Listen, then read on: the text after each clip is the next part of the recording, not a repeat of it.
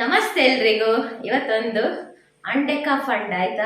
ಇವತ್ತೊಂದು ಮೊಟ್ಟೆಯಿಂದ ಒಂದು ರೆಸಿಪಿ. ನಾರ್ಮಲ್ ಯಾವಾಗಲೂ ಮಾಡುದ ರೆಸಿಪಿ, ಆದರೆ ಸ್ವಲ್ಪ ಇನೋವೇಟಿವ್ ಆಗಿ ಮಾಡಿದ್ದೇವೆ. ಈ ಇನೋವೇಟಿವ್ ಆಗಿ ಮಾಡ್ತೇವಲ್ಲ, ಏನಾದರೂ ಹೊಸ ಟೆಕ್ನಿಕಲ್ಲಿ ಮಾಡ್ತೇವಲ್ಲ, ಅದರ ರುಚಿ ಕೂಡ ಚೇಂಜಸ್ ಇರ್ತದೆ. ಅದೇ ರುಚಿ ಇರುವುದಿಲ್ಲ. ರೆಸಿಪಿ ಅದೇ ಆದರೂ ರುಚಿ ಕೂಡ ಚೇಂಜ್ ಆಗ್ತದೆ, ಮೆಥಡ್ ಕೂಡ ಚೇಂಜ್ ಆಗ್ತದೆ.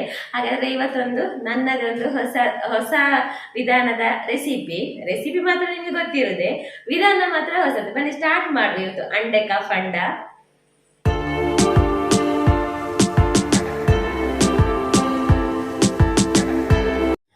ಇವತ್ತಿನ ಈ ಮೊಟ್ಟೆ ರೆಸಿಪಿಗೆ ನಾನು 2 ಮೊಟ್ಟೆ ತಗೊಂಡಿದ್ದೇನೆ.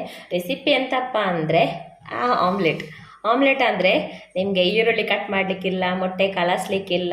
ಇಲ್ಲಾದರೆ ಎಂತ ಮಾಡಬೇಕು, ನಾನು ಆಮ್ಲೆಟ್ ವಿಡಿಯೋದಲ್ಲಿ, ಹೋಟೆಲ್ ಸೀಕ್ರೆಟ್ ಆಮ್ಲೆಟ್ ವಿಡಿಯೋದಲ್ಲಿ ಹೇಳಿದ್ದೇನೆ, ಮೊಟ್ಟೆಯನ್ನು ಸರಿಯಾಗಿ ಹೊಡಿಬೇಕು, ಆವಾಗಲೇ ಆಮ್ಲೆಟ್ ಒಳ್ಳೆಯದಾಗೋದು ಅಂತ. ಇವತ್ತು ಆ ಹೊಡೆಯುವ ಚಿಂತೆನೇ ಇಲ್ಲ ನಿಮಗೆ. ಒಂದು ಮಿಕ್ಸಿ ಜಾರಿಗೆ ನೀವೆಷ್ಟು ಆಮ್ಲೆಟ್ ಮಾಡ್ತೀರಿ ಅಷ್ಟು ಮೊಟ್ಟೆಯನ್ನು ಹಾಕ್ಕೊಳ್ಳಿ. ನೋಡಿ, ಸಣ್ಣ ಈರುಳ್ಳಿ ಆದರೆ ಅದರ ಮೇಲಿದು ತೊಟ್ಟು ಮತ್ತು ಅದೆಂತ ಬಾಲ ಇರ್ತದಲ್ಲ, ಅದನ್ನು ತೆಗೆದು ಅದರ ಸಿಪ್ಪೆ ತೆಗೆದ್ರೆ ಆಯ್ತು. ಇದು ದೊಡ್ಡ ಈರುಳ್ಳಿ ಆದ್ದರಿಂದ ನಾನೊಂದು 1/4 ಭಾಗದಷ್ಟು ಹಾಕ್ತಾ ಇದ್ದೇನೆ, ಇಲ್ಲಾದರೆ ಈರುಳ್ಳಿ ಕಟ್ ಮಾಡಬೇಕಂತಲೇ ಇಲ್ಲ. ಹಾಗೆಯೇ ರುಚಿಗೆ ತಕ್ಕಷ್ಟು ಉಪ್ಪು, ರುಚಿ ನಿಮಗೆ ಗೊತ್ತಾಗ್ತದಲ್ಲ ಎಷ್ಟು ಉಪ್ಪು ಬೇಕು ಅಂತ, ಅಷ್ಟು ಹಾಕ್ಕೊಳ್ಳಿ. ಆನಂತರ ಕಾಯಿ ಮೆಣಸು. ಈಗ ಆಮ್ಲೆಟ್ಟಿಗೆ ಹೊಸ ರುಚಿ ಕೊಡೋದು ಎಂತ ಅಂದರೆ ಈ ಪೆಪ್ಪರ್, ಒಂದು 4-5 ಬೀಜ ಪೆಪ್ಪರ್ ಹಾಕೊಳ್ಳಿ. ನಾನು ಸ್ವಲ್ಪ ಜಾಸ್ತಿ ಹಾಕಿದ್ದೇನೆ, ಪೆಪ್ಪರ್ ಹಾಕಿದಷ್ಟು ಸೂಪರ್ ಆಗ್ತದೆ. ಪೆಪ್ಪರ್ ಹಾಕಿದ್ದೇನೆ, ಉಪ್ಪು ಹಾಕಿ ಆಯಿತು, ಮೆಣಸು ಹಾಕಿ ಆಯಿತು, ಈರುಳ್ಳಿ ಹಾಕಿ ಆಯಿತು. ಇವಾಗ ಚಿಟಿಕೆಯಷ್ಟು ಅರಶಿನ ಕೂಡ ಸೇರಿಸುವ. ಅರಶಿನ ಕೂಡ ಹಾಕಿ ಆಯಿತು.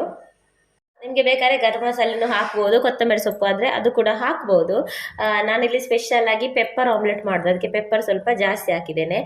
ಪೆಪ್ಪರಿನದೇ ಪರಿಮಳ ಬರ್ತದೆ, ಅದರದ್ದೇ ಟೇಸ್ಟ್ ಬರ್ತದೆ. ಈಗ ಇದನ್ನೊಂದು 1 ಸೆಕೆಂಡ್ ಇದನ್ನು ಪಲ್ಸ್ ಮಾಡಬೇಕು.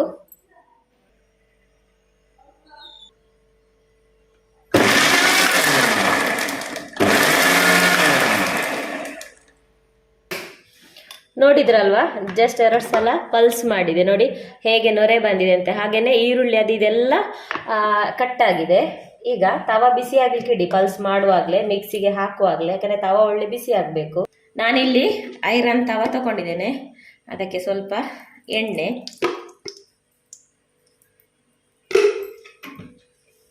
ನೋಡಿ ನಾನು ಮೊದಲೇ ತವ ಇಟ್ಟಿದ್ರಿಂದ ಒಳ್ಳೆ ಬಿಸಿ ಆಗಿದೆ. ಈಗ ಹೊಡಿಬೇಕು ಬಡಿಬೇಕು ಏನಿಲ್ಲ, ಹೊಡಿಬೇಕು ಬಡಿಬೇಕಂತ ಏನಿಲ್ಲ. ನೋಡಿ ಡೈರೆಕ್ಟ್ ಮಿಕ್ಸಿಯಿಂದ ತೆಗೆದಿದ್ರಲ್ವಾ, ತವ ಬಿಸಿಯಾಗಿದೆ, ಹೀಗೇ ಹಾಕೋದು.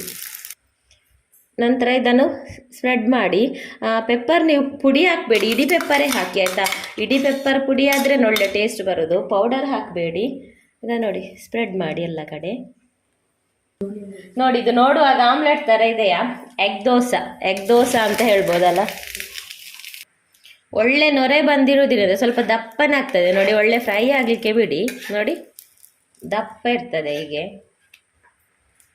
ಆಮ್ಲೆಟ್ ಒಳ್ಳೆ ಹೊಡೆದ್ರೆ ಪುಡಿ ಆಗುದಿಲ್ಲ ಅಂತ ಕೂಡ ನಿಮಗೆ ಹೇಳಿದ್ದೆ ನಾನು. ನೋಡಿ ಇವಾಗ ನೊರೆ ಕೂಡ ಬಂದಿದೆ, ಫ್ಲಾಫಿ ಆಗಿದೆ. ಹಾಗೇನೆ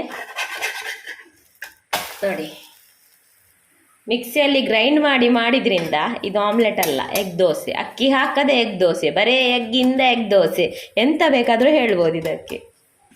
ಆಯಿತು, 2 ಸೈಡ್ ಕೂಡ ಫ್ರೈ ಆಯಿತು. ನೋಡಿ, ಈ ರೀತಿ ಪೆಪ್ಪರ್ ಅಲ್ಲಲ್ಲಿರಬೇಕು, ಅದು ಸೂಪರ್ ಆಗ್ತದೆ. ಪೆಪ್ಪರ್ ಪುಡಿ ಹಾಕಬೇಡಿ. ನೋಡಿ, ಎಗ್ ದೋಸೆ ಇಸ್ ರೆಡಿ. ನೋಡಿ, ಆಮ್ಲೆಟ್ ಹೇಳಬೇಕಾ ಎಗ್ ದೋಸೆ ಹೇಳಬೇಕಾ? 2 ಎಗ್ಗಿಂದ ದಪ್ಪವಾದ ದೋಸೆ, 2 ಎಗ್ಗಿಗೆ ಮೊಟ್ಟೆ ಅಕ್ಕಿ ಹಾಕದೆ ದೋಸೆ, ಈರುಳ್ಳಿ ಕಟ್ ಮಾಡಲಿಕ್ಕಿಲ್ಲ, ಮೊಟ್ಟೆ ಹೊಡಿಲಿಕ್ಕಿಲ್ಲ, ಸುಲಭವಾದ ಆಮ್ಲೆಟ್. ಎಂಥದೆಲ್ಲ ಡೈಲಾಗ್ ಹೊಡಿಬಹುದಲ್ಲ, ಎಂತ ಬೇಕಾದ್ರೂ ಹೊಡೀರಿ, ಟೇಸ್ಟ್ ಮಾತ್ರ ಸಖತ್ ಸೂಪರ್. ಇದರಲ್ಲಿ ಸ್ಪೆಷಲ್ ಏನಂದ್ರೆ ಪೆಪ್ಪರ್ ಆಮ್ಲೆಟ್ ಅಂತಾನೆ ಹೇಳ್ಬೋದು. ಆಯ್ತಾಗಾದ್ರೆ ಆಮ್ಲೆಟ್ ಮಾಡುವವರು ತಕ್ಷಣ ಈಗಲೇ ಫ್ರಿಜ್ಜಲ್ಲಿ 2 ಮೊಟ್ಟೆ ಇದೆ ತೆಗೀರಿ, ಈ ರೀತಿ ಆಮ್ಲೆಟ್ ಮಾಡಿ ತಿಂದು ನೋಡಿ. ಆಮೇಲೆ ಬೇಗ ಬಂದು ನನಗೆ ಕಮೆಂಟ್ ಹಾಕಿ ಆಯ್ತಾ.